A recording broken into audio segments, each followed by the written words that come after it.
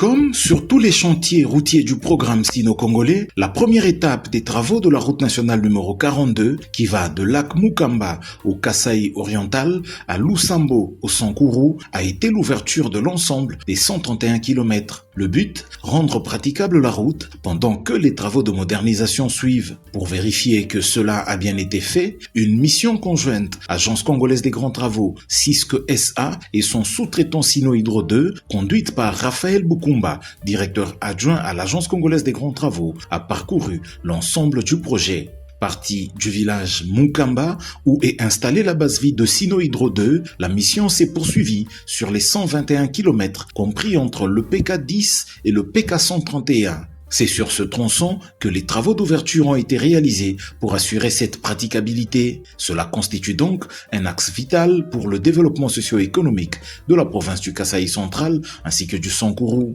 Tout au long du parcours, plusieurs arrêts ont été effectués à des points kilométriques clés afin d'évaluer la conformité des travaux.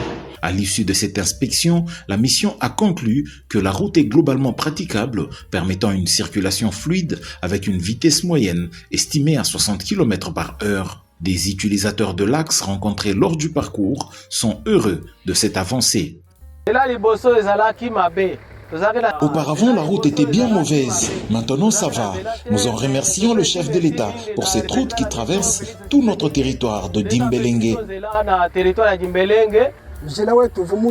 La route était mauvaise avant, mais actuellement tout va bien, elle s'améliore. Nous espérons qu'il sera mis l'asphalte et les drains.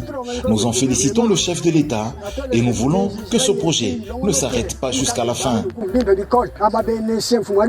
Pour garantir la durabilité de l'ouvrage, la mission a formulé quelques observations à l'endroit de l'entrepreneur. C'est notamment l'entretien régulier de toute la route et une attention particulière à mettre sur les zones fragiles. La mise en œuvre des fossés longitudinaux en terre sur certains segments et l'implantation des panneaux d'indication kilométrique ont également été évoqués. La visite s'est achevée par l'inspection des travaux de modernisation sur la section PK0 à PK10 où est mis en œuvre l'assainissement avec la construction des caniveaux de 80 sur 80 cm, l'installation des buses ainsi que la mise en œuvre de la couche de base.